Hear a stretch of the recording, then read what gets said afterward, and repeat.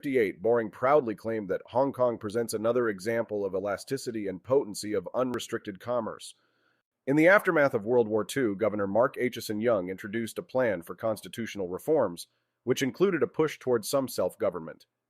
The 1980s and 1990s saw rapid democratization in Hong Kong, with the pro-democracy group gaining momentum, especially after the 1989 Tiananmen Square events. Economic liberalism and free market capitalism remained the dominant economic philosophy in Hong Kong throughout its history.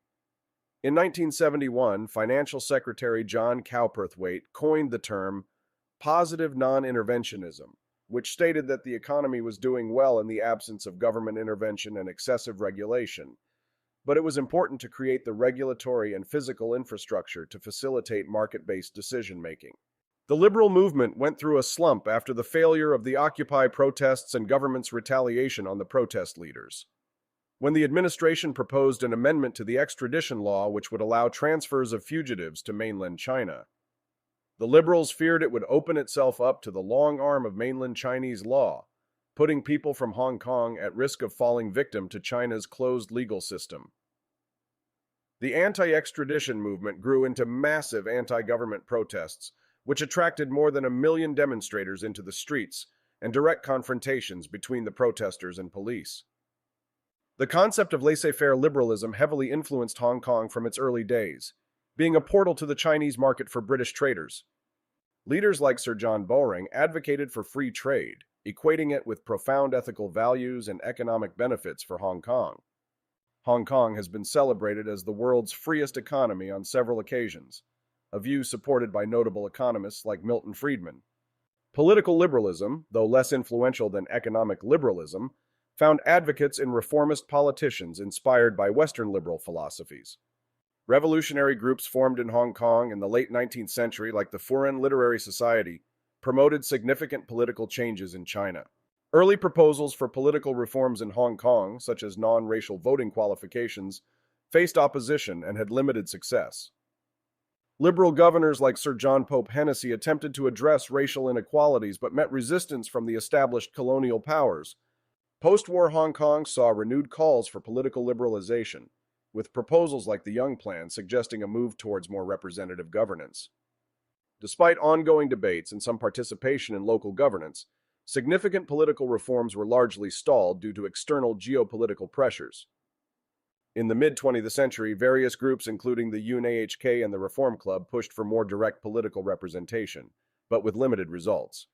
Proposals for independence and self-government in the 1960s, like those from the Democratic Self-Government Party of Hong Kong, ultimately dissolved by the 1970s. The policy of positive non-interventionism established in the 1970s argued for minimal government interference in the economy, a stance that shaped Hong Kong's economic policies for decades. China's takeover of Hong Kong has been a gradual yet aggressive process, marked by the imposition of the National Security Law in 2020, which effectively dismantled the region's political liberalism and freedom. This law criminalizes acts of secession, subversion, terrorism, and collusion with foreign forces, leading to the arrest and silencing of pro-democracy activists, journalists, and opposition politicians. The once vibrant and autonomous political landscape of Hong Kong has been suppressed, with Beijing exerting strict control over elections, media, and civil society. The erosion of the one country, two systems principle, which promised Hong Kong a high degree of autonomy until 2047, signifies a stark departure from the freedoms and rights previously enjoyed by its citizens, leading to a chilling effect on free speech and democratic aspirations in the region.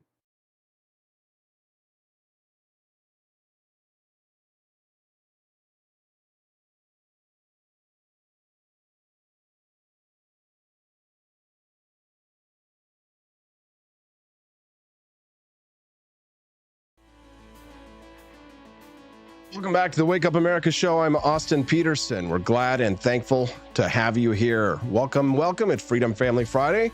That means that my lovely wife, Stephanie Peterson, is joining us live in studio. Good morning. Good morning.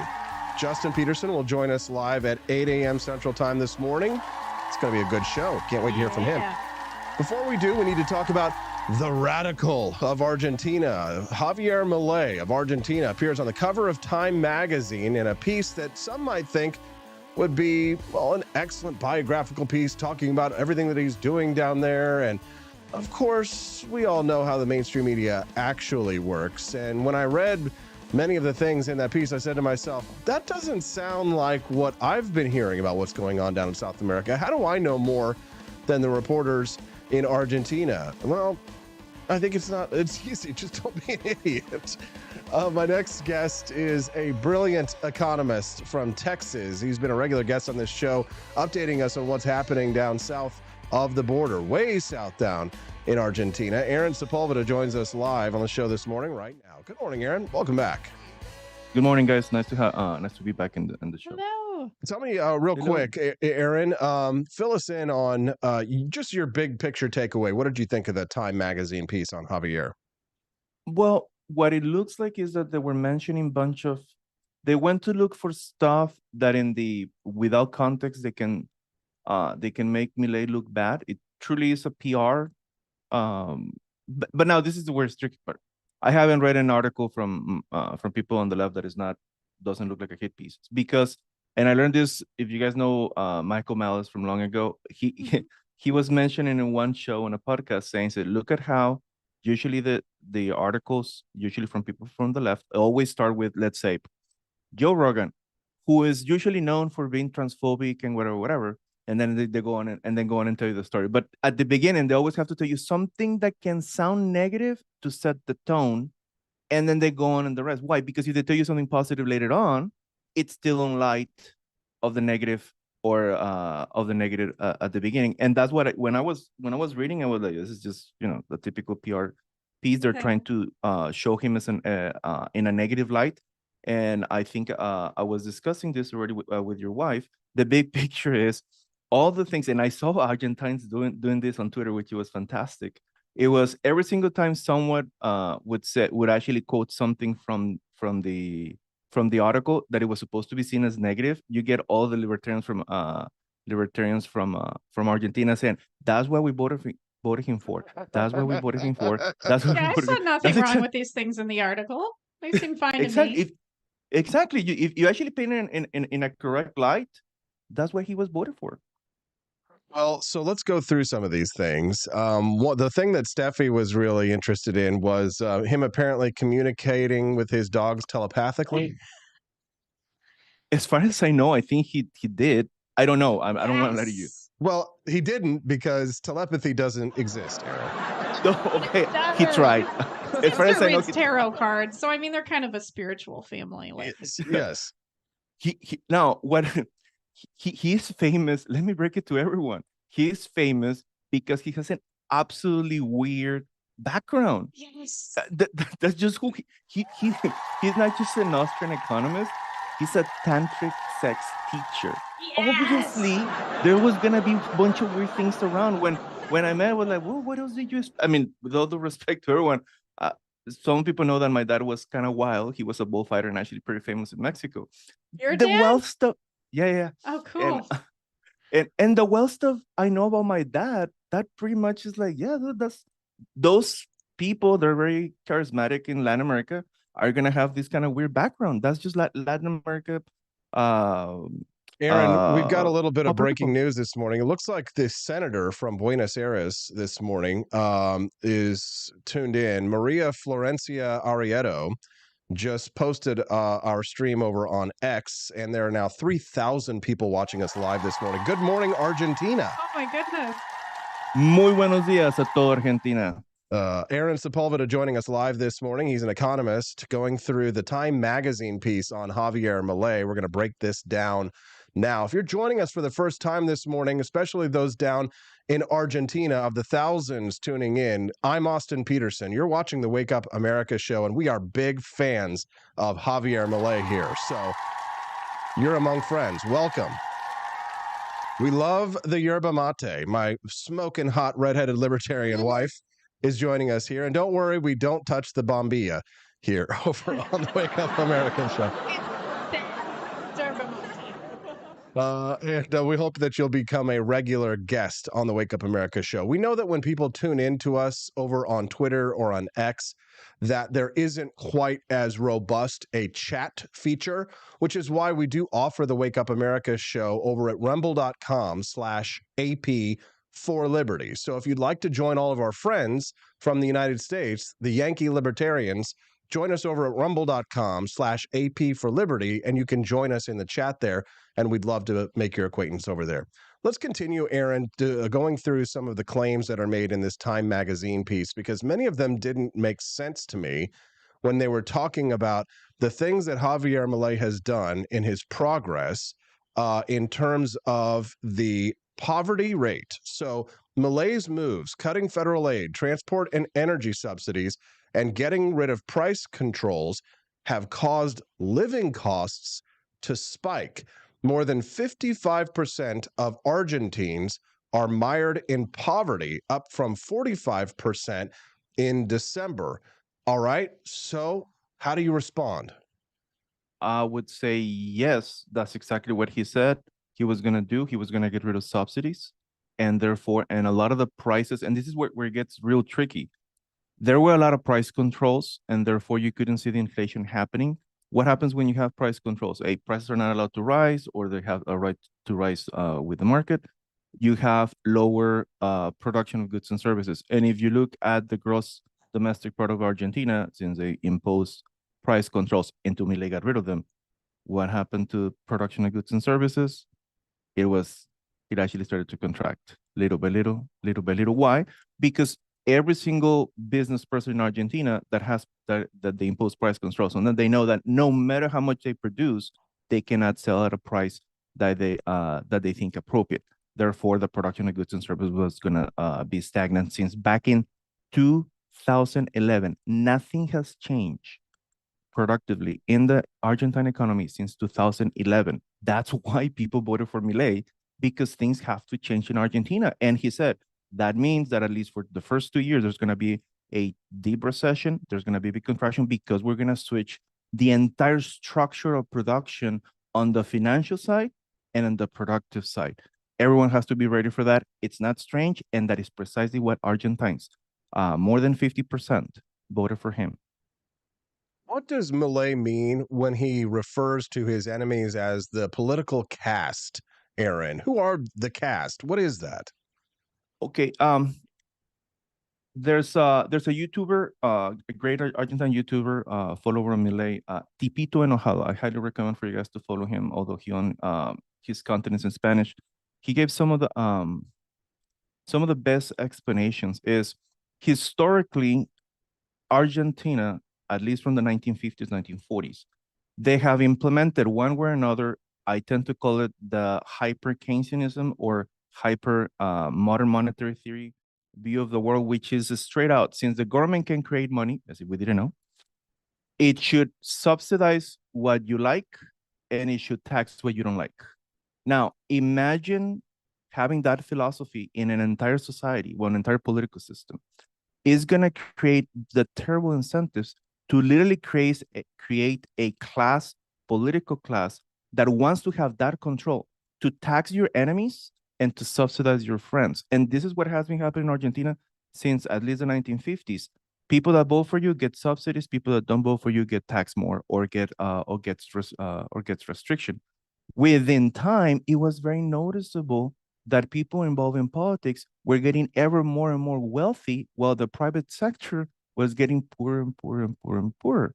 So all Milei had to do was to point out to that fact that every Argentine was looking at, and says, you see, those political actors, they are the caste. They're the group that are above you, and they're imposing their ideology of taxing their enemies and subsidizing their friends, people that vote for them. And everyone understood that. It says, this is exactly what is happening. They're using government in order to tax their enemies and to subsidize their friends. This is going to go nowhere.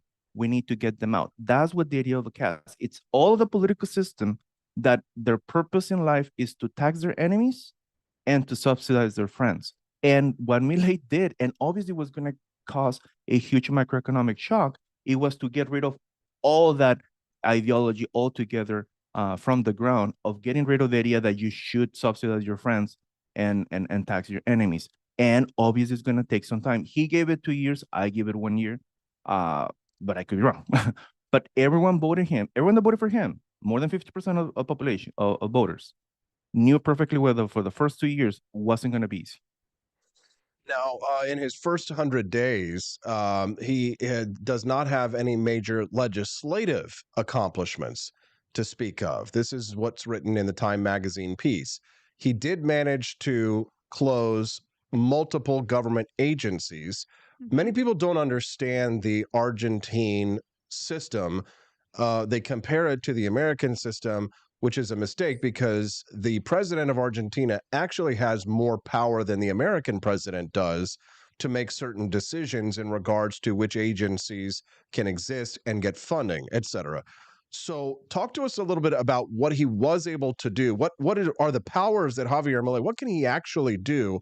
And what does he need to accomplish in order to get his agenda across the finish line, noting that next year the elections are coming up?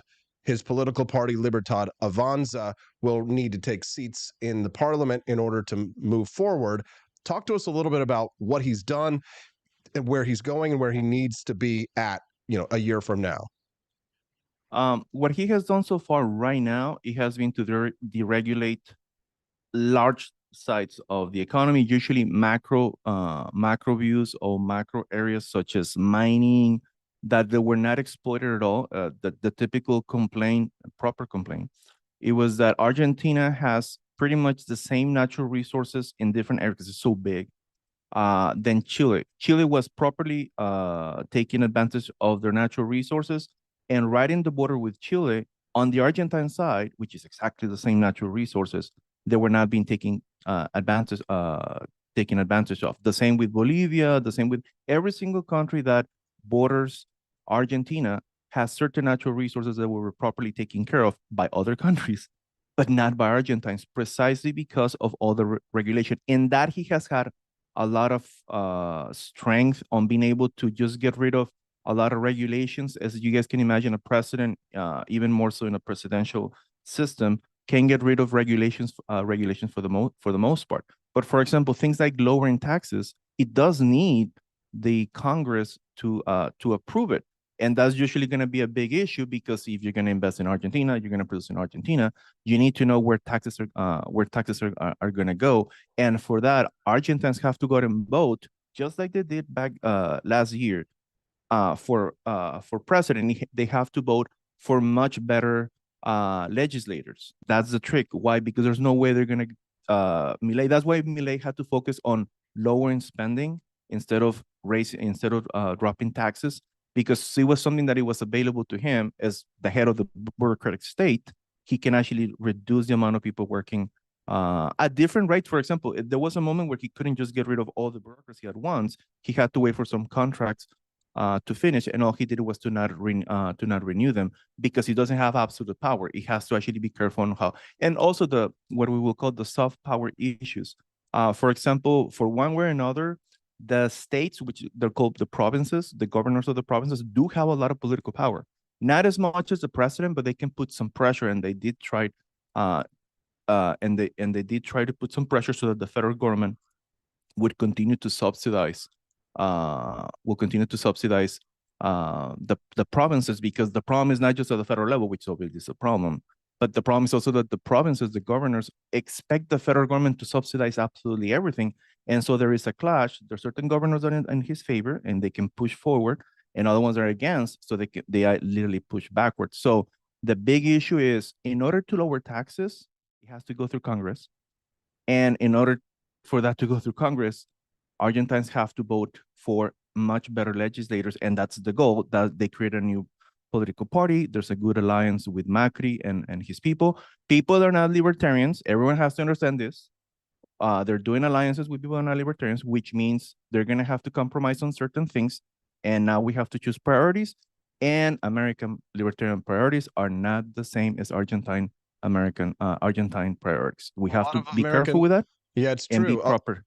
American libertarians, many of them are missing the boat here on what's happening down in Argentina. Yesterday, I posted that many of the American libertarians who hate Javier Milei are jealous of him. Javier Milei actually retweeted that when I Yes. posted it. Our mutual acquaintance Antonella Marty, for example, wrote a large hit piece over in Reason.com. I used to work with her actually at Reason, and she has taken many like of the leftist tacks in attacking Javier Milei, which has been fascinating. And then we've seen some of the more right libertarians here in the United States who are attacking him, hate him because of his stance when it comes to Israel versus Gaza. This has been sort of a fascinating case study to see many of those with their really reveals more about the prejudices of them than it does about Javier Milei. They really show themselves to be more the fools than what they are able to attack Javier Milei on in terms of policy. Because quite frequently, you know, I'm interviewing dozens of people, Aaron, not just yourself, many people, experts in Argentina and here in the United States, but of course, including yourself.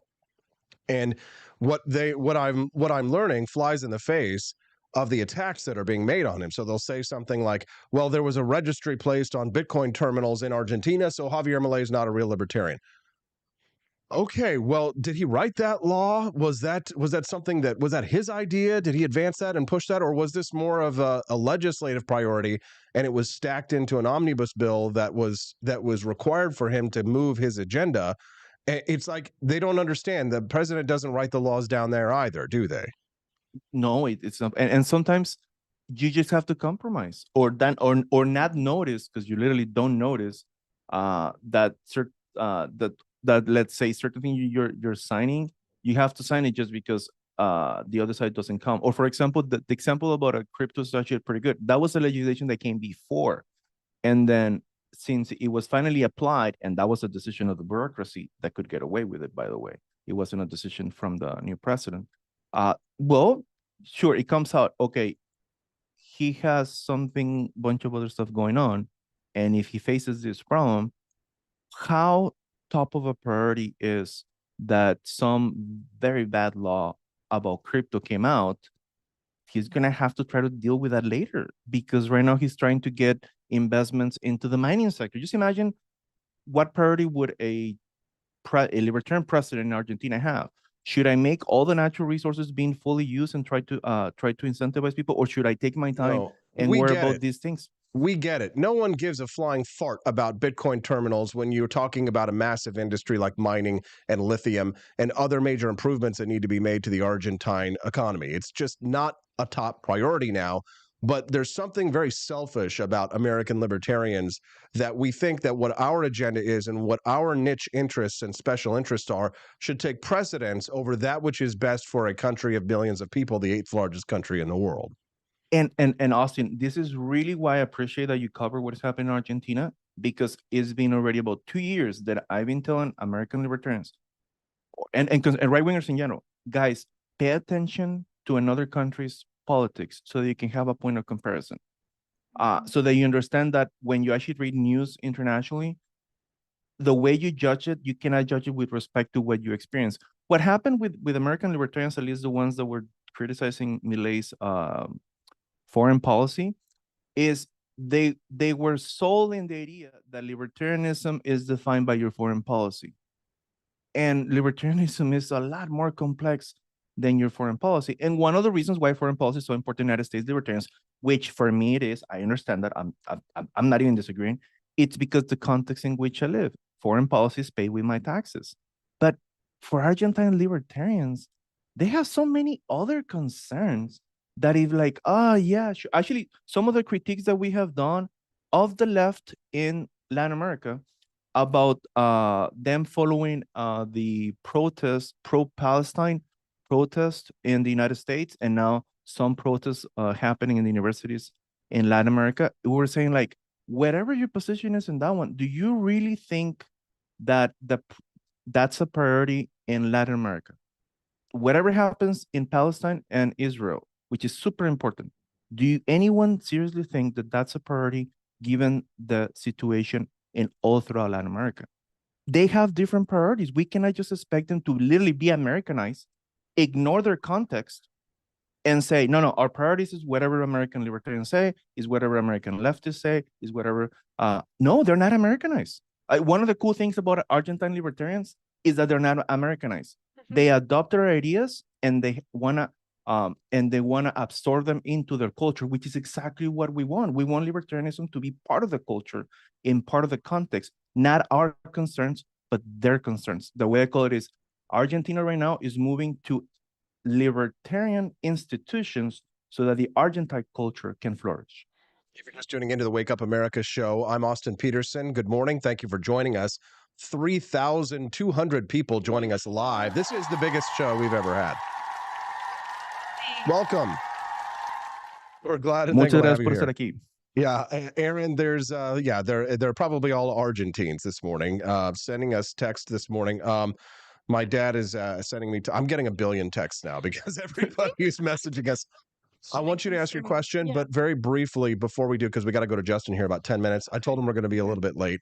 I just want to remind those who are tuning into the show now, if you're a fan of Javier Milei, there is no better merchandise shop for Javier Milei products than apforlibertyshop.com. Pulled up on the screen right now, you can see this is a shirt that we actually have sold in Japan that I made. It's the Milei-san Samurai of Liberty shirt, where it shows Javier Milei as a ninja in front of a pagoda, and the Milei-san there shows Samurai of Liberty. It's actually a fuera. You can see on the side there in Japanese. So we actually sold a couple of these to Japan. He's an international sensation. He's an international sensation. Yes. We sold the Javier Milei shoes in Japan as well. Yes. The products that we make, we design, Stephanie and I, we both design together, and they can ship. Most of these can ship anywhere in the world. Some of them cannot. Unfortunately, the original Afuera shoes cannot, but I made a version that does ship to Argentina. That's right. So if you're interested, we also have baby products like the Viva la Libertad Carajo bibs, the lion onesies that Stephanie made. We've got a sexy strappy back bikini with Javier Milei's face on the butt, which is hilarious. Yes. Austin, I guess the next one you guys want to do is yerba mate cups with afuera. I would love that. If we could find them, we would. But right, a supplier. Right now, we're talking to Argentine winemakers. We're trying to find some yerba mate to bring up here to the United States. But the best we can do right now is to make like T-shirts and bikinis and hats and magnets and bomber jackets. So make sure if you're tuning into the Wake Up America show this morning live, join us. Check out apforlibertyshop.com. That's AP, the number 4, apforlibertyshop.com. It's the only place in the world that you can get many of these incredible products that my wife and I sell. And of course, we use the money to support our family and to support the cause of liberty. So. That's right. Okay, Stephanie, you had a question. Go ahead. So it's a question and a concern. Do you really think that a year is enough time for Javier Milei to prove himself to the Argentine people and to get reelected? I worry that it's not enough time because the people might not be patient enough with these changes. Great question.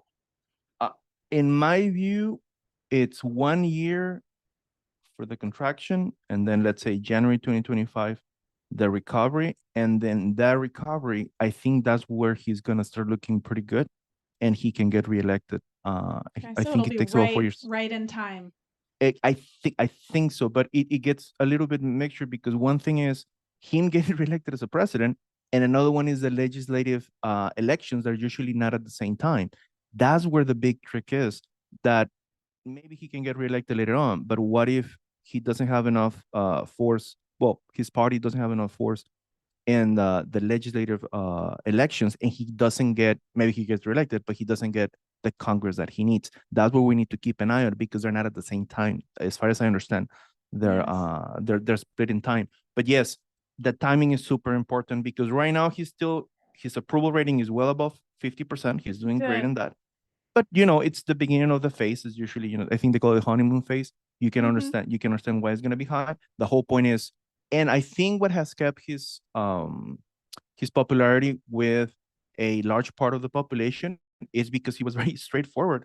And as I've been telling you guys, pretty much everything he's doing is exactly what he promised and why he was voted in, because there's a large part of the population that are not statists. And this story, I think it's very important to tell, because I learned it, which was fantastic.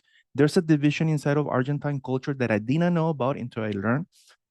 Long story short, since there's so many subsidies for pretty much anything you like, there is a large population that hates the idea of subsidies because they notice that subsidies do affect people's behavior.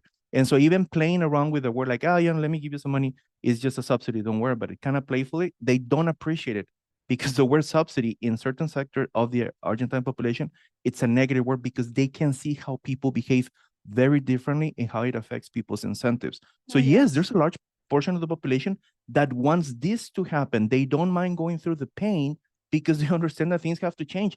Things haven't been great since 2011. Nothing has changed. Literally, like it's, if we have the time, I can show you some of the data, but literally the economy, the economy is exactly in the same place back in 2011. Something went wrong and people want the change to happen. All right.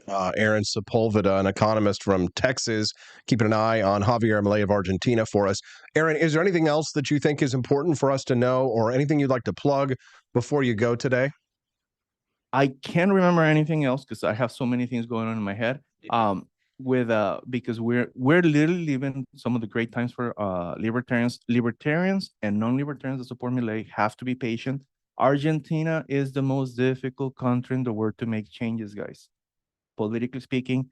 And I guess you have to be in that place in order for the first libertarian to come along. The state is gigantic, and therefore we all have to be very patient. We're not gonna like other things he's gonna do or that he's gonna postpone. I didn't like that he postponed dollarization. He's doing it in a way that I don't fully agree, although I understand why he's doing it, so that's why I don't oppose it. But guess what? He's not listening. He's not responding to me, even if he listens to me. He's responding to the Argentine people. And is that what Argentines figured out that is the best next step? They know better than me. Maybe he should listen to you. We're going to have to get in touch with his sister and maybe spike her tarot cards. Yes, let you in his office. Yeah, so that she'll be, because she's apparently his sister is the power behind the scenes. We found out from that Time magazine article. Aaron, where can people follow you online? You guys can follow me on Twitter. Aaron Sepulveda C. That will be my handle. And I do cover macroeconomics in the United States, now macroeconomics in Argentina, and a little bit of Mexico because my family is from there. And pretty much anything that has to do with libertarianism, I'm very well acquainted and informed. And what would you say to the thousands of people tuning in live from Argentina this morning? Thank you for asking me that. Okay. Every single Argentine, I'm not saying in English, and some people you can say it in English and then say it in Spanish. Yes, sir. Every single Argentine, whether you like Milei or you don't like it, you have to live with the fact that he's a worldwide icon because of his personality. That's it. You don't have to like him. You don't have to support him. The question for Argentines right now is, are you going to capitalize in the international opportunity that you happen to have a president that is very iconic, or you're going to complain? That's what Argentines have to face right now. Choose today what you will do, if you're going to capitalize the opportunity or you're going to complain about the opportunity. And in Spanish? Oh, wow. I wasn't ready for Spanish, but para los argentinos, tienen un presidente que es un ícono mundial. No te tiene que agradar. No tienes que apoyarlo en nada. Pero la pregunta primordial que se tienen que hacer los argentinos ahorita es, ¿van a sacar provecho y capitalizar en la oportunidad internacional de que tienen un presidente icónico a nivel mundial, o se van a quejar?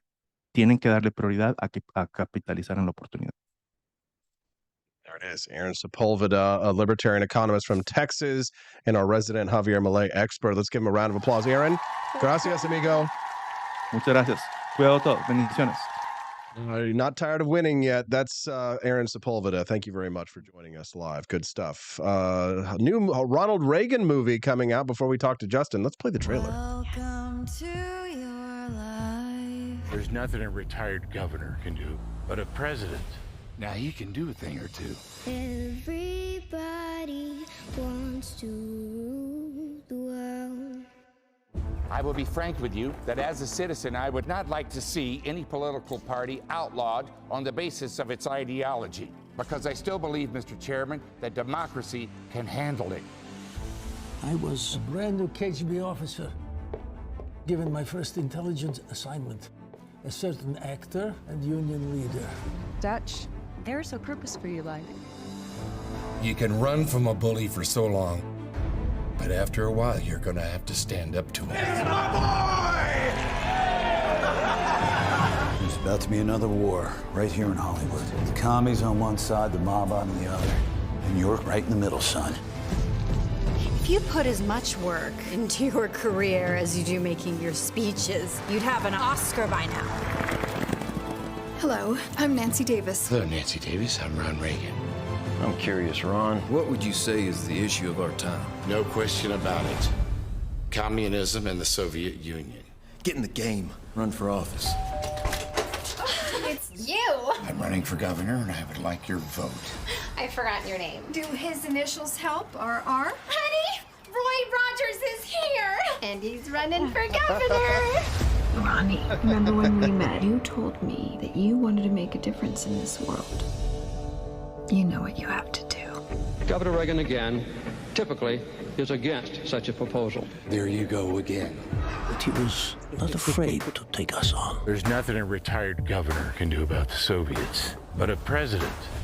Now he can do a thing or two. Welcome to your life. I was a lifeguard on a river. There's no turning back. And I learned how to read the currents. Not just the ones on the surface, but also the ones deep underneath the water. I am about to start the biggest war of this century, and I'm not gonna fire a single shot. You're gonna blow up 8 years of diplomacy. Well, if you think that got their undies in a wad, you just wait. What did the president know, and when did he know it? What would you have me do? I want you to fight!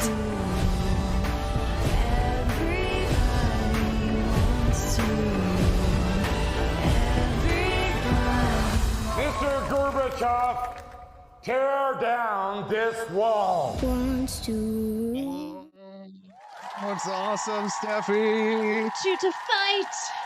I need to say that to you every day. Javier Milei, Ronald Reagan. It's a libertarian extravaganza this morning. To make a Javier Milei movie. They will. That would be so They will. interesting. Well, they will one day. Maybe it'll be you and I who will make it. What do you say? So fun. Absolutely. We can only do it with the support of our listeners. Don't forget, while we go to commercial break, to get my brother Justin Peterson and visit apforlibertyshop.com. Help support a burgeoning family and a burgeoning media empire of liberty here. It's the Wake Up America show. I'll be right back with my brother Justin Peterson from Boston, one of the cradles of American liberty, on the Wake Up America show at wakeupamericashow.com. The Cantina crew, this is Elon Musk, the CEO of Twitter. And I just want to say thank you for watching the Wake Up America show. I've decided that Austin Peterson will be the new CEO of Twitter.com, effective immediately. First thing to do, though, is I've got to go and blast off into space.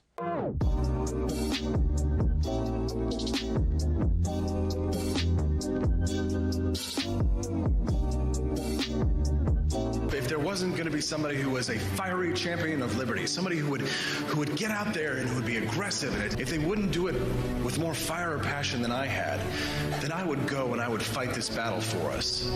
I've fought for the principles that we all share. Parties tend to be secondary to me. We're here because we believe in the principles of liberty. I am not a perfect messenger, but I think I'm a damn good one.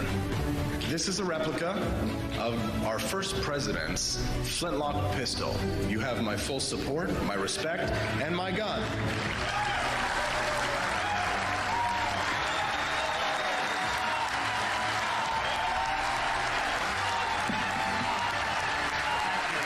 I think that at the heart of my philosophy is much more libertarianism than well, that's the fashionable word these days, I guess. A conservative is no longer just that. He's a libertarian and always has been.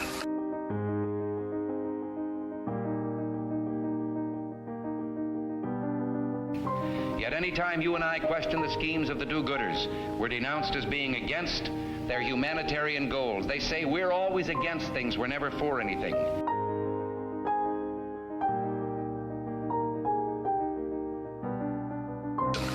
And what is fascism? Fascism is private ownership, private enterprise, but total government control and regulation.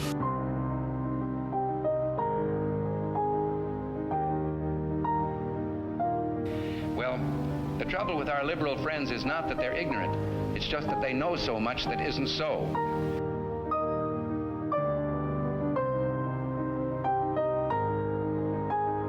If we lose freedom here, there's no place to escape to. This is the last stand on earth.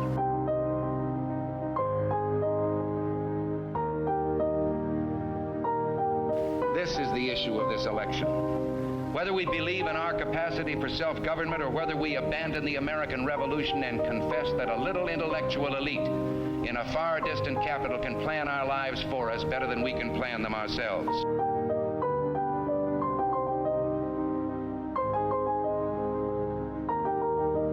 The conservative, so-called, is the one that says less government, get off my back, get out of my pocket, and let me have more control of my own destiny.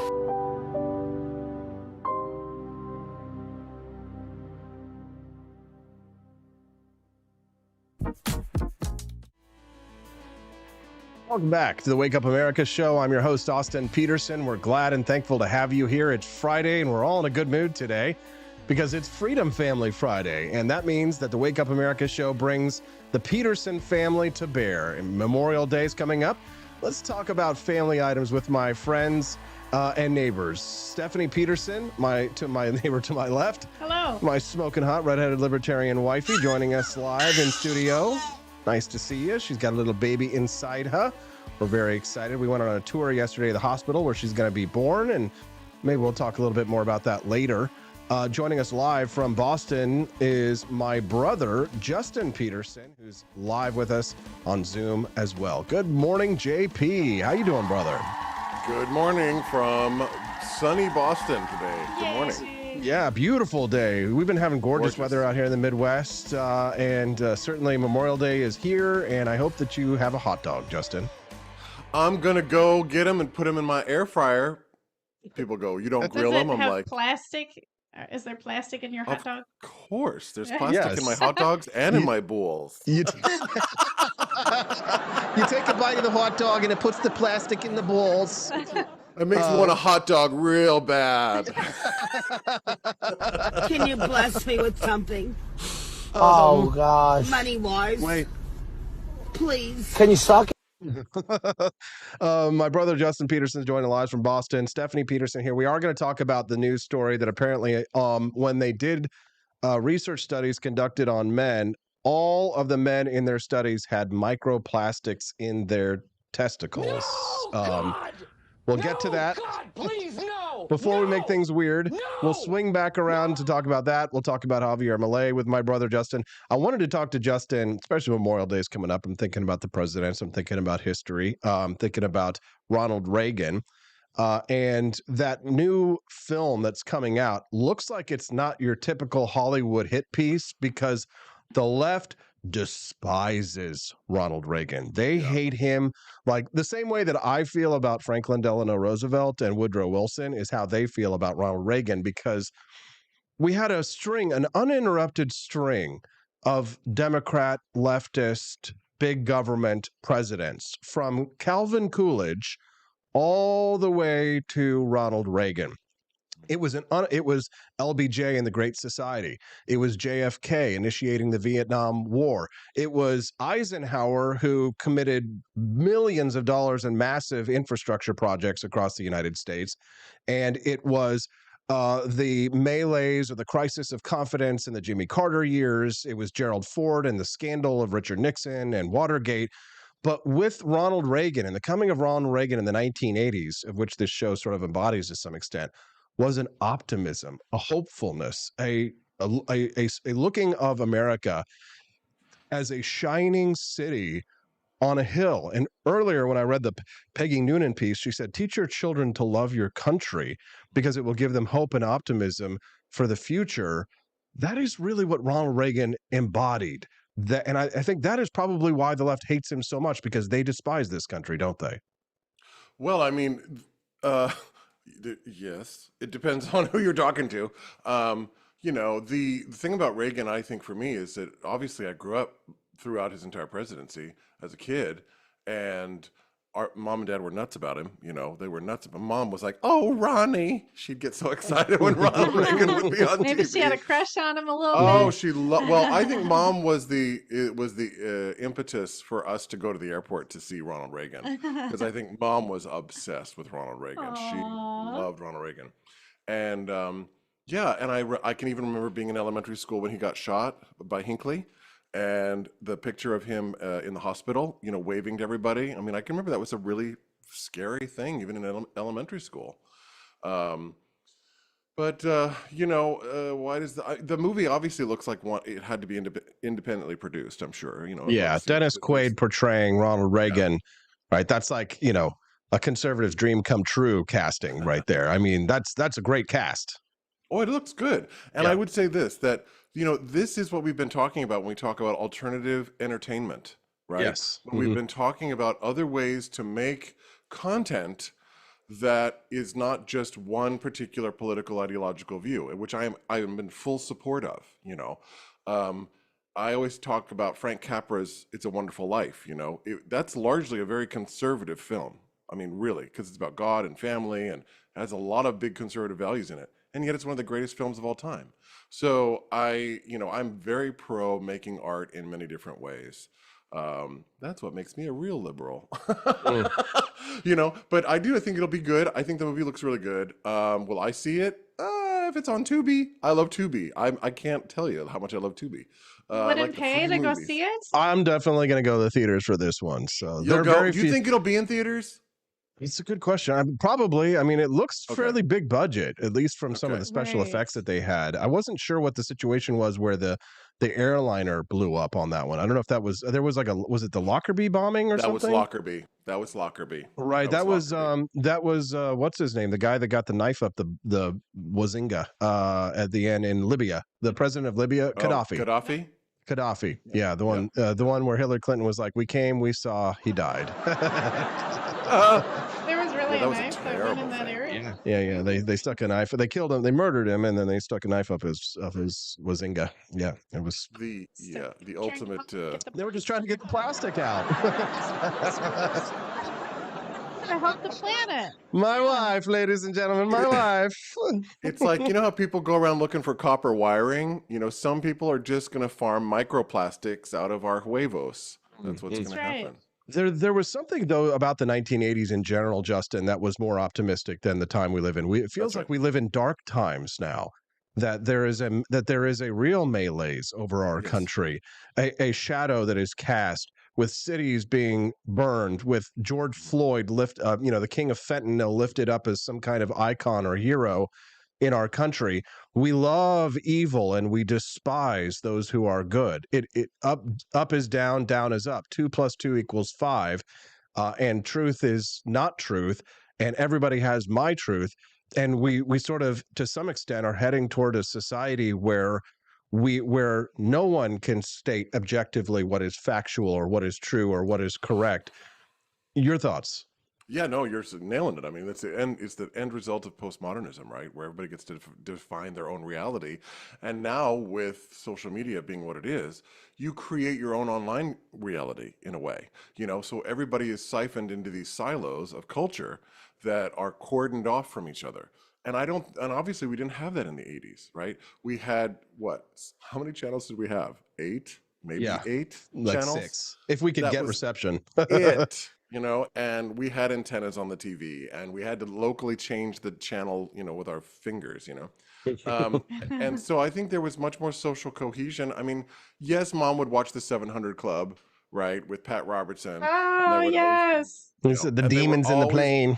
Oh, man. And they were always going to war with something or other, you know, in the culture at large. And then we did listen to Rush Limbaugh, you know, growing up in the 80s. You know, so I mean, yeah, you know, like humans are going to human at the end of the day, right? But I do feel like when we look back on it now, it's halcyon, right? It has this halcyon view of, going to the mall and neon lighting and great synth music and great Christmases and a huge economical boom. Because I mean, I just remember Bannister Mall and thinking, they kept building things, and then they got a hypermart, and then they got the Best Buy over there, and then and it just kept growing and growing. You're like, look at all this, economic prosperity in, suburban Kansas City. And so whenever I think of the 80s, I think of economic prosperity, and I think of, I think you're right. I think there's something that was optimistically hopeful about it and fun about it. The 80s were a lot of fun. Yeah, you were allowed to have fun. You were allowed to like boobs. You were allowed to have beautiful women in your beer commercials. You were allowed to, if you were a black person, it was legal to smoke Newport cigarettes. You could smoke cigarettes in restaurants. You could get away with a lot of things. Yes. And and you knew that the president of the United States was a diplomat who was also strong. And even though Reagan had Alzheimer's towards the end of his career in the White House, it didn't impact how he governed to a large extent until the very, very, very end of his term. Stephanie, you didn't know this? No, I had no idea. He had cognitive difficulties at the end there. he was losing it at the very end of his presidency. They let him finish it out. Yeah, versus the current president, who is cognitively disabled since the beginning of his first term. And they let it play out. So Reagan was very strong. And like Teddy Roosevelt, he had been shot and survived and continued on. And he had that sort of Rooseveltian strength about him, that sort of bully for you sort of attitude that led the United States into the 21st century. And there was something very inspiring about Ronald Reagan. And many of my libertarian friends will mirror criticisms of Reagan that many of the communists and leftists will, whether it's a foreign policy problem that they have with him because of George H.W. Bush's more neoconservative protocols in the Middle East and the building up of military equipment in order to compete with the Soviet Union. But of course, we don't live in that time. It's more presentism that the libertarians engage in when they think about what was happening in the 1980s. I did duck and cover in school. I had to get under my desk, right? And in case of a nuclear attack. Yeah, I never had to do that. We had to learn about what to do if there would be a nuclear war. And we don't face those same kinds of fears or struggles here today. Nowadays, we play games with World War III on Twitter about, is this the next World War III? You see it on YouTube every day, whether it's Russell Brand or Tucker Carlson, or it's always World War III every single day. Right. We had an actual threat of World War III in the 1980s, and today we sort of we take for granted the situation that the leadership of the United States was in that scenario before the fall of the Berlin Wall. We take for granted so much of what people in the past experienced and the circumstances that they endured to get us to today. It's like when I think about Memorial Day, you see all these assholes online talking about like the Candace lady, what's her name? Candace Owens? Yeah, the original diversity hire, Candace Owens, comes out and tries to paint the nuclear bombing of Nagasaki as an attack on Christians who lived in Nagasaki at the time, as if the purpose of the bombing of Nagasaki was to kill Christians who lived in Nagasaki. These people are not really Christian. They're Shinto. They're 98% Shinto. There was a contingent population of Christians that lived in Nagasaki. But Nagasaki was not targeted initially. It was only targeted because there was too much cloud cover over the initial city, and so they had to go to a secondary target. So they didn't target Christians in general. She's just doing this for clicks. It's grifting, right? It's like but again, I'm tired of being lectured to by the D students. We want there to be a reason for everything, like some sort of conspiracy. Yes, the world, and especially the United States, and especially on the right, we are conspiracy brained. Yes. We're jumping behind every, we see behind every shadow is some monster. Everything is planned. Nothing is coincidental. And it's a sickness. It's an illness that's happening. And it's not just the right. We see it more because we're on the right. The left, of course, is the same in many ways. They have, the Russia conspiracy with the P tape with Trump. but there's no reason, there's no logic, there's no when there's no objective truth, like Justin was saying, postmodernism, people are going to seek supernatural and metaphysical causes for it. But of course we all know that behind all these conspiracies, Stephanie, is you. Oh, right, because I'm Jewish. The Jew, yes. Well, the Jews really are the ones that did the nuclear bomb in Japan. Right, the Jews are the reason that we nuked behind Nagasaki, because if you really think about it, you know, the Jews were in the Holocaust and they were being Holocaust, and they sent a radio message over to the United States, hey, FDR, can you please bomb? You know, then Truman took it over, and the Jews, while they were like starving to death, being thrown in the ovens, were like, don't forget to nuke the Christians in Nagasaki, right? Oh, absolutely. That's how that was works. our first priority. Anyways, that's how that works, right, Justin? It's always the Jews. I absolutely love revisionist history. This is fun. I want to play.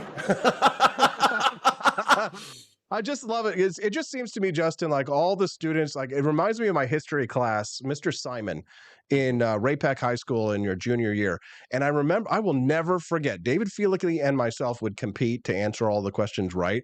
Finally, we got bored and we started answering questions wrong just because we were like, we wanted to fuck with the rest of the class, because like 95% of the class wasn't paying attention. Of course. Okay. And what we would, when we would start answering questions wrong, we started putting out disinformation about history. We started putting out wrong to mess with our classmates.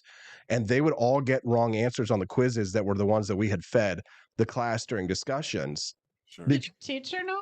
Yeah, of course. But he figured Mr. Simon didn't care. He's like, you listen, you don't, you know, learn it or don't. It's not, you know, it's not my job to force you.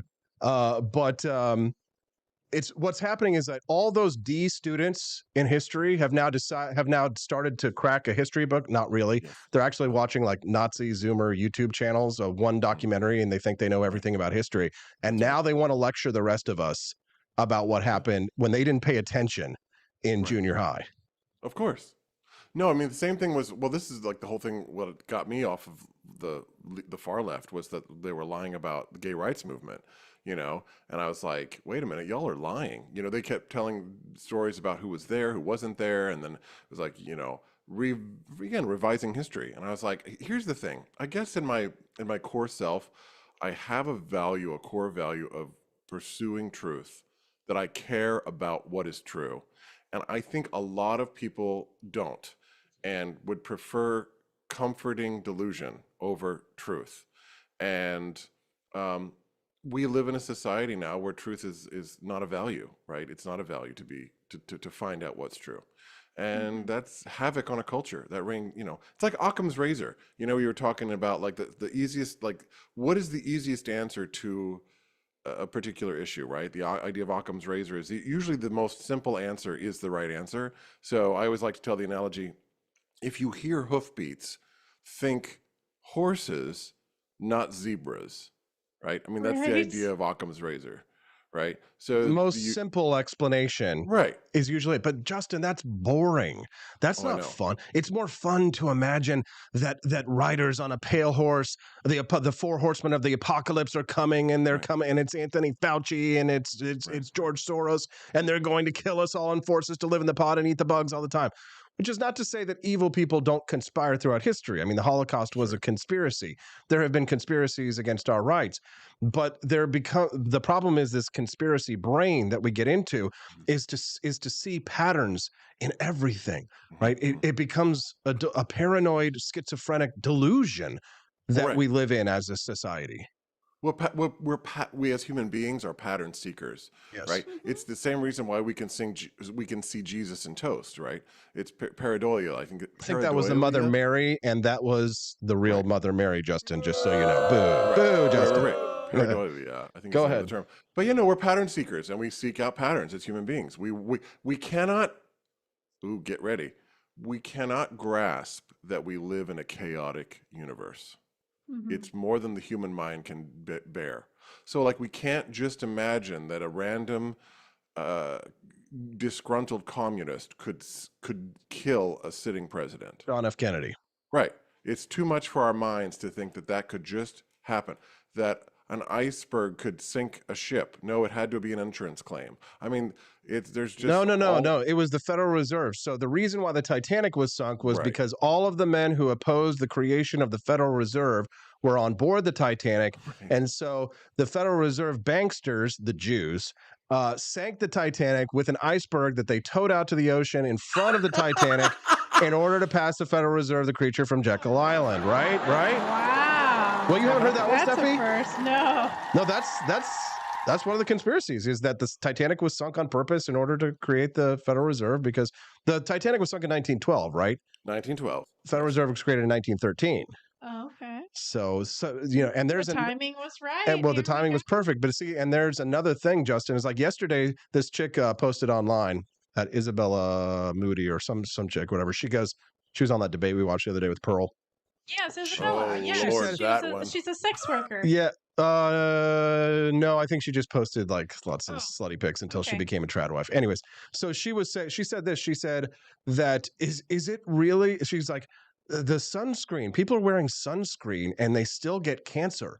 Maybe they're getting cancer from the sunscreen and not from the sun. Oh yeah, there's a lot of anti-sunscreen mothers out there, the crunchy mamas. But the mistake, of course, that they're making there in logic and reason is to say, because something happened before something else, therefore it caused the thing. Correlation doesn't equal causation. Correlation does not equal causation, right? The number of badgers has increased this year.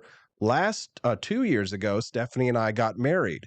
Therefore, Stephanie and Austin getting married means more badgers, right? Right. Yes. Yes. Honey badgers don't give a shit. Honey badgers don't care. Honey badgers don't give a shit.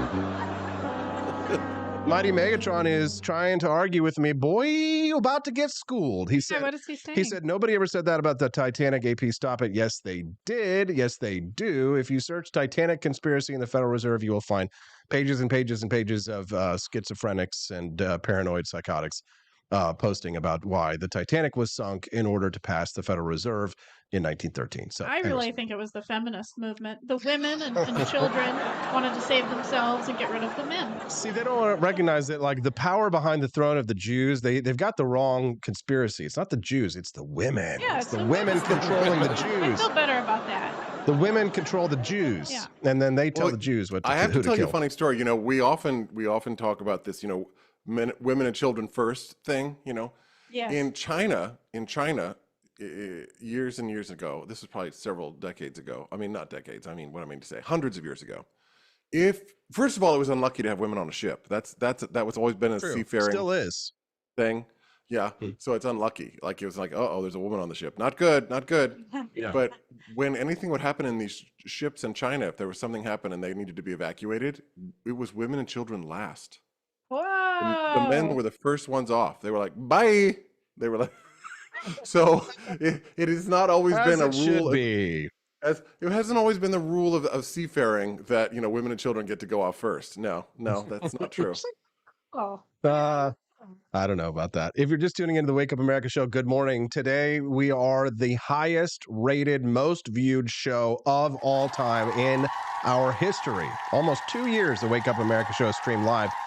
We've had big audiences and we've had small, but we've never had 3,885 people from Buenos Aires posted our stream there on the app. If you're still listening, Miss Florencia, gracias, amiga. We're very grateful to that. And if you're watching us live from Argentina this morning, we appreciate you, and we'd love if you join us regularly. This show streams live Mondays through Fridays, 7 to 9 a.m. Central Time. We'd be grateful to have you be a regular guest on the show. Andy Opperman donated $10. Thank you, Andy. Talking about the conspiracy theory problem in the U.S. And Quest Fanning donated $1. Post hoc ergo propter hoc. Not a little bit of Latin this morning there. Hi, Quest. Thank you.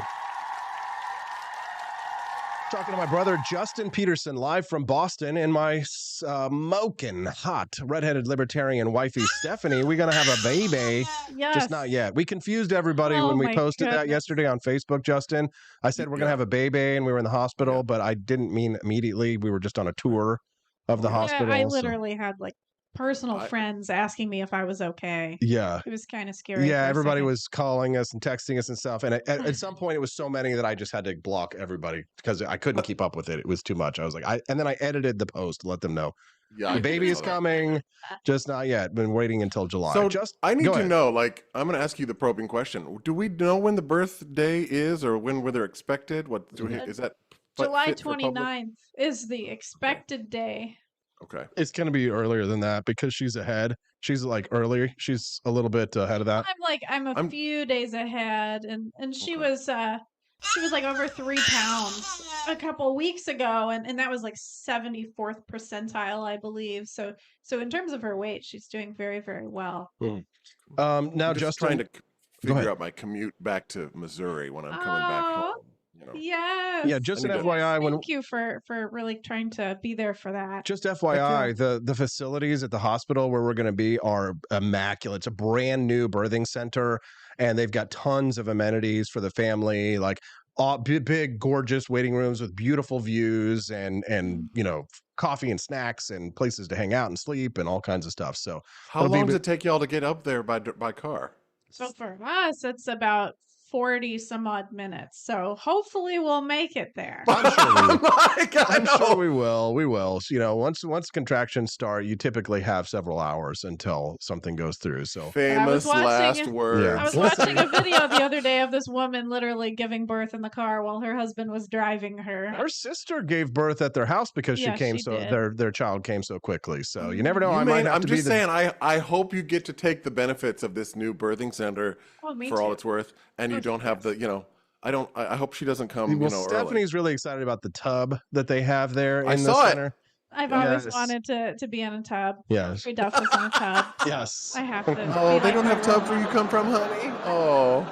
Yes. So I guess my next question is, as we move on to the next topic, is if there are microplastics in my testicles, does that mean that that Hazel will be born with microplastics in her?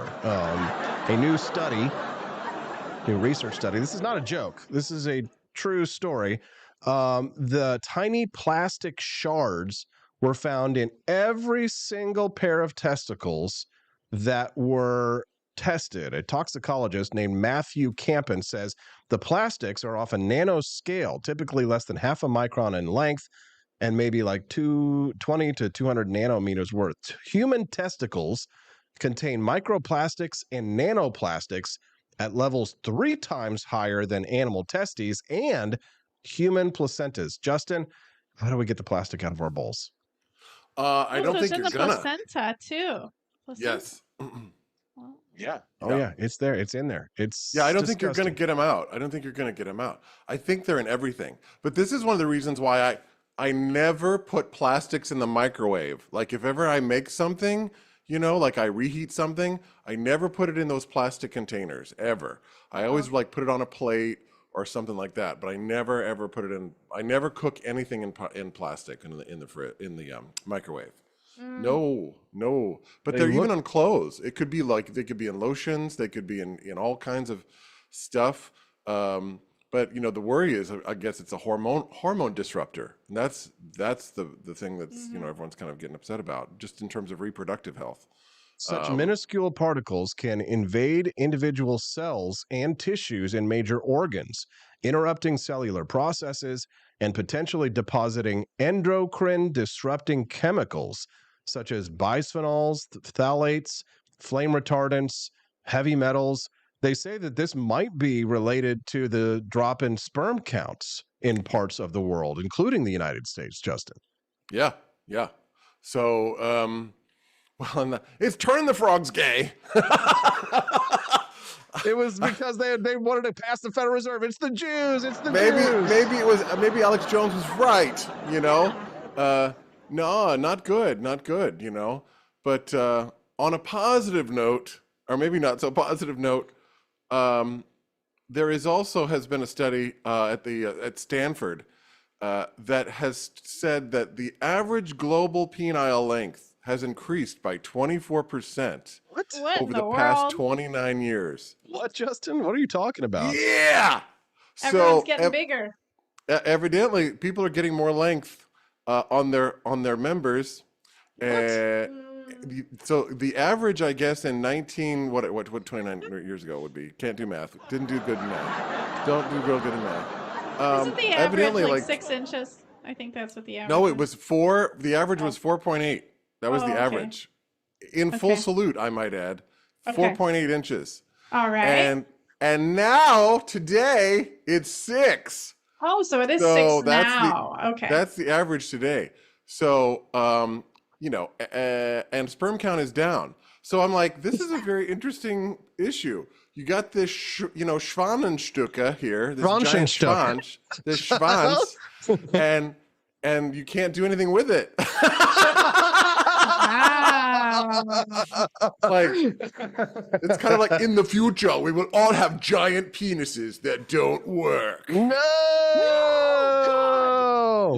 No bueno. A lot of liberal feminists would like that. They'd be like, "Oh, it's a play toy. I don't want to get pregnant anyway." All right. Enough discussion about the Schwanenstück. Let's talk about what puts us, let's talk about what puts us at full salute. Scarlett Johansson is upset because her voice likeness was apparently like used in AI. Was it a computer that used her voice? Was it an actor that used her voice? This is a big deal in Hollywood for actors who are concerned about the use of their likeness. Justin, your thoughts? Yeah, no. So evidently, she made a movie, I want to say a couple years ago, called Her. Yeah. Did you see it? She brought this on herself. I love that movie. So it's like she was an AI in the movie. Right. And I think that was the motivation behind Sam Altman, who runs ChatGPT, to reach out to her to, ask her if she was interested in the project of being the voice, because they thought that would be kind of tongue-in-cheek, kind of funny. Yeah. So evidently they asked her, and she said, "No, I'm not really interested." And then it came out, and allegedly the ChatGPT voice sounds like her, which I'm like, oh, that's Scarlett Johansson. But evidently they feel like it does. So apparently she's going to be taking legal action to address it. Well, because people, they're in Hollywood. It's really an argument about property rights. It's a property rights argument. It's like, your voice is your property, your appearance is your property, how you look is your property. And now with AI, there's stuff going on with AI that is so crazy, and it's only going to get more insane as it goes. I was reading about supercomputing yesterday, where they'll be able to do research on drugs in literally 2 hours that would take 10 years to figure out. That you can come up with a solution for a drug in 2 hours instead of waiting for 10 years. Elizabeth Holmes behind that. Crazy stuff. But that lady who faked all the medical the lady who did all the blood research, the Elizabeth Holmes. Really low voice. Really low voice. We're changing the world for more Everything's going to be great. I really like my black turtleneck. Drummer Goy's got to take off saying, "Have a great holiday weekend, everyone." Thank you. Yes. Speaking of holiday weekend, Memorial Day, Justin, we have family members who made the ultimate sacrifice in conflicts. As a matter of fact, we can trace our ancestry on mother's side at minimum back to the 1700s. There is a grave, I don't know if it's in Tennessee or if it's in Kentucky somewhere, of a Wade who died and has a grave somewhere in the South from the 1700s. They were here before the creation of the American Republic. And I'm thinking specifically though about those who served in conflict. On our mother's side, we had our great-great-grandfather, Nance Davis. He actually served in the Confederacy, right? Was injured in Mississippi and made it back to Missouri and lived to have a family, have Grandma Hazel, and Grandma Hazel, of course, had us. So if he had not survived the Civil War, we would not be here today. But we also, on our father's side, we had a great uncle who was killed in World War II. Do you remember this story? Oh, yeah, sure. Yeah. I mean, 1944-ish, sort of towards the end of the war, actually. In Italy. It was either June of 44 or June of 45. I can't remember which year it was. But he was in Italy, and he was about, I don't know, maybe 30 minutes outside of Rome, up north, and I guess was killed in friendly fire in Italy. So it wasn't a situation where there was any sort of an enemy combatant. And the thing that I've went and researched this at Christmas last year, and evidently he stayed, his body, in other words, his Uncle Robert Peterson, stayed in Italy for some time.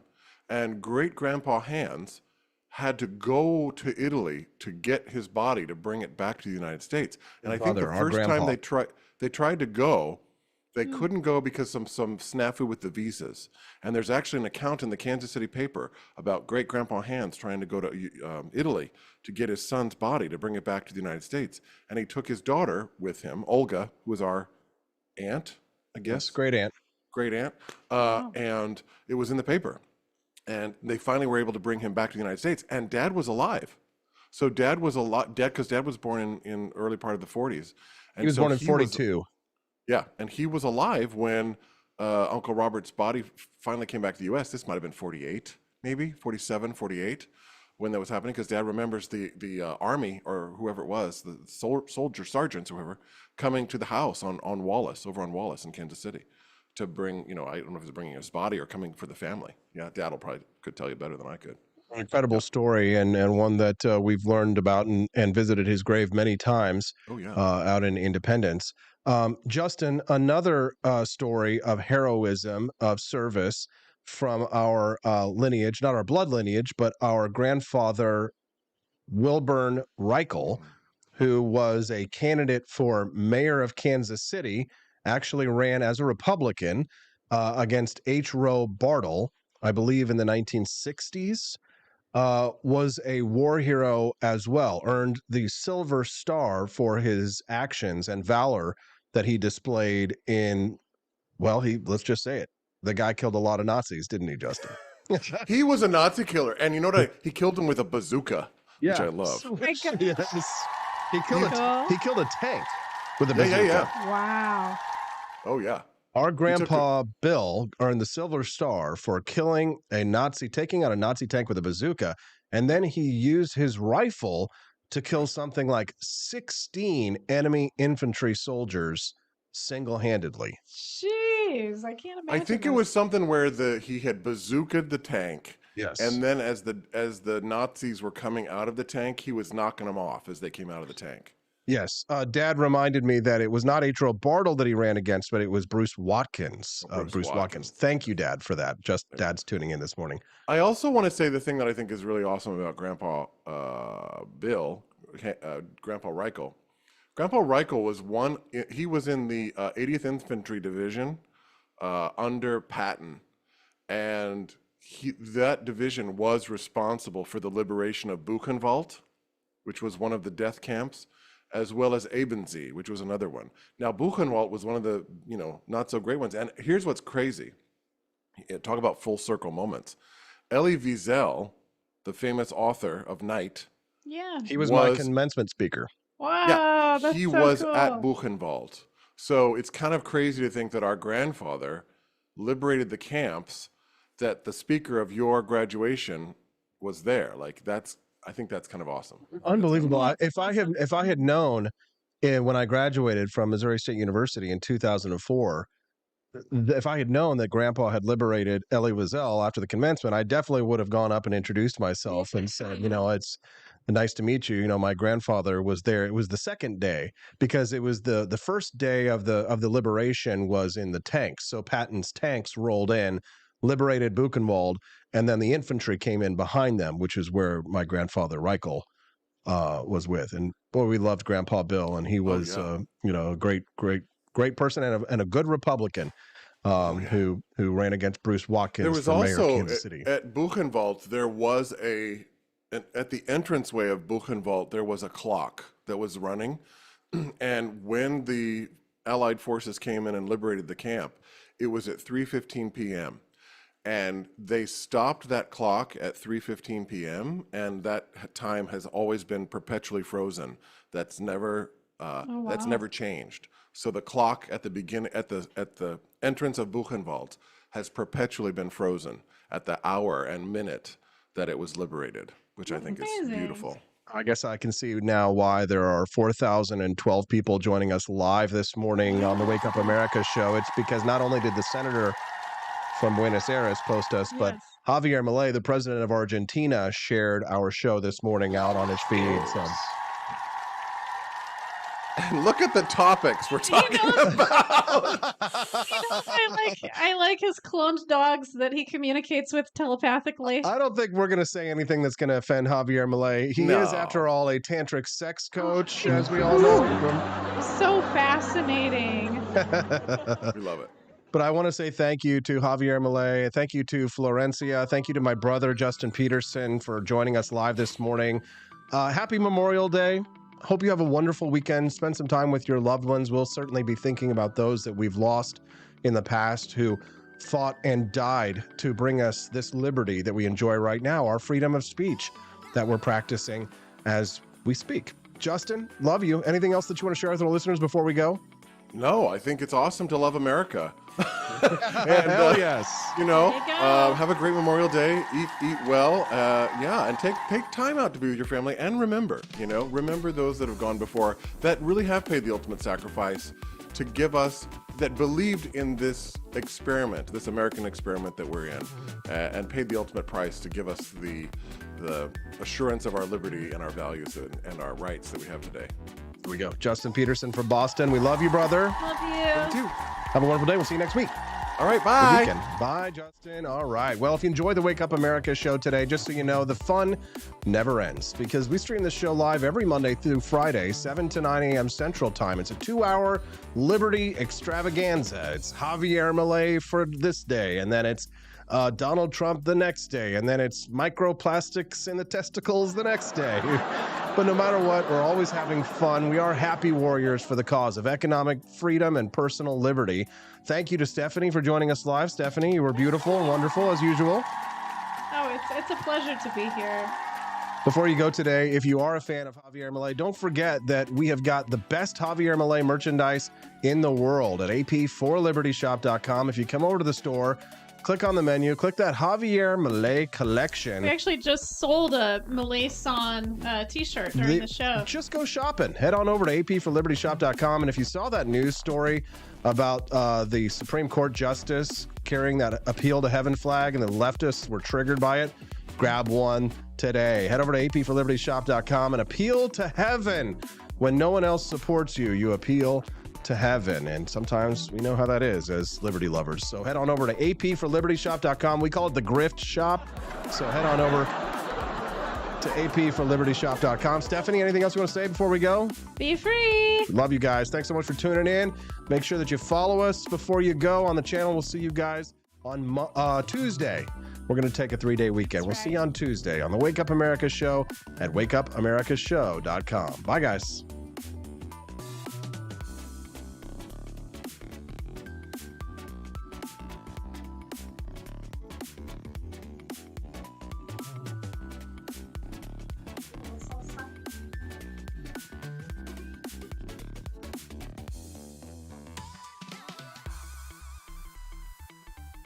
Final episode of bonus content for the Wake Up America show is a shining example of where real libertarianism has been tried.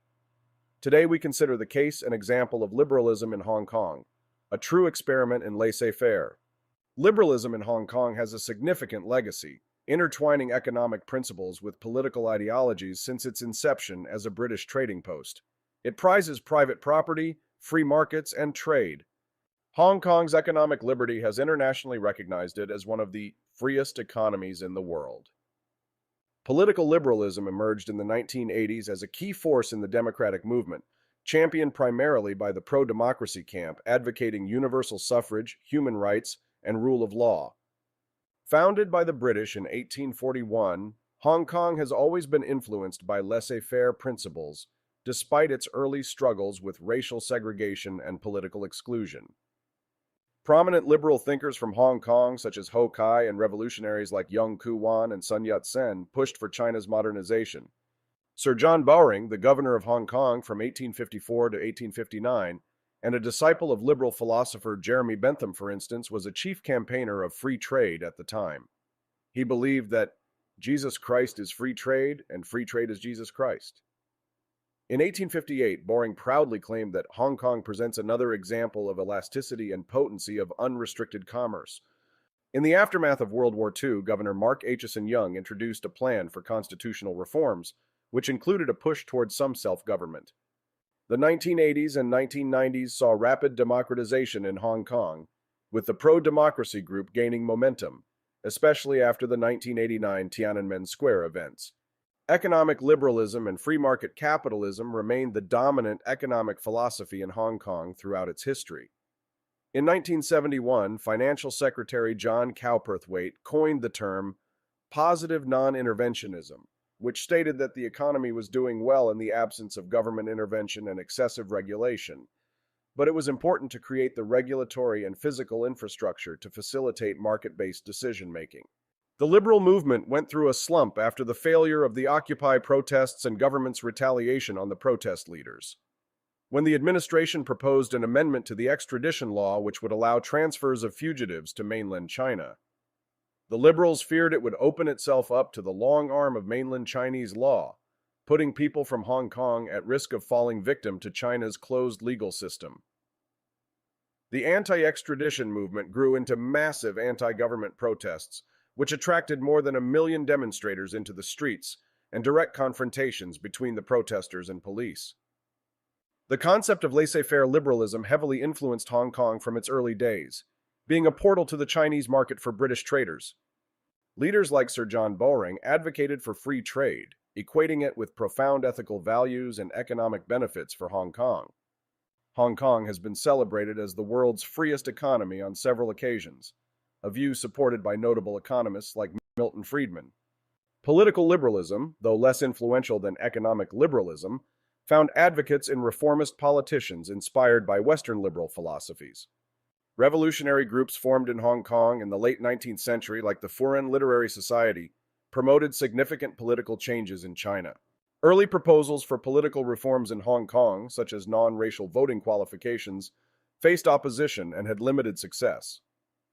Liberal governors like Sir John Pope Hennessy attempted to address racial inequalities but met resistance from the established colonial powers. Post-war Hong Kong saw renewed calls for political liberalization, with proposals like the Young Plan suggesting a move towards more representative governance. Despite ongoing debates and some participation in local governance, significant political reforms were largely stalled due to external geopolitical pressures. In the mid-20th century, various groups including the UNAHK and the Reform Club pushed for more direct political representation, but with limited results. Proposals for independence and self-government in the 1960s, like those from the Democratic Self-Government Party of Hong Kong, ultimately dissolved by the 1970s. The policy of positive non-interventionism established in the 1970s argued for minimal government interference in the economy, a stance that shaped Hong Kong's economic policies for decades. China's takeover of Hong Kong has been a gradual yet aggressive process, marked by the imposition of the National Security Law in 2020, which effectively dismantled the region's political liberalism and freedom. This law criminalizes acts of secession, subversion, terrorism, and collusion with foreign forces, leading to the arrest and silencing of pro-democracy activists, journalists, and opposition politicians. The once vibrant and autonomous political landscape of Hong Kong has been suppressed, with Beijing exerting strict control over elections, media, and civil society. The erosion of the one country, two systems principle, which promised Hong Kong a high degree of autonomy until 2047, signifies a stark departure from the freedoms and rights previously enjoyed by its citizens, leading to a chilling effect on free speech and democratic aspirations in the